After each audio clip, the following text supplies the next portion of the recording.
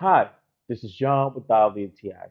And with one of my favorites from whenever I'm doing any meals or even if I just want to eat it straight from the jar like I was a kid, this Peter Pan peanut butter, crunchy peanut butter is just great. And one of the things that I like the most from here is just the texture.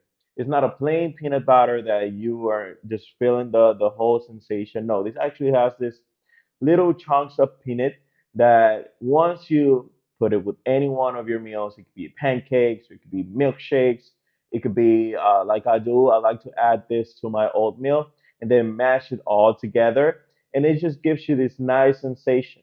And bonus tip, it comes with 8 grams of protein. So if you're just trying to level up to your protein levels of the day, scoops for this, like you can actually add this with your milkshakes or your frozen, whatever you want to do. The good thing of this is just flexible. It could be a meal, it could be just something to add it on the side, or you just want to eat it up directly. It's just good. So this was John with WTI. That was my point of view.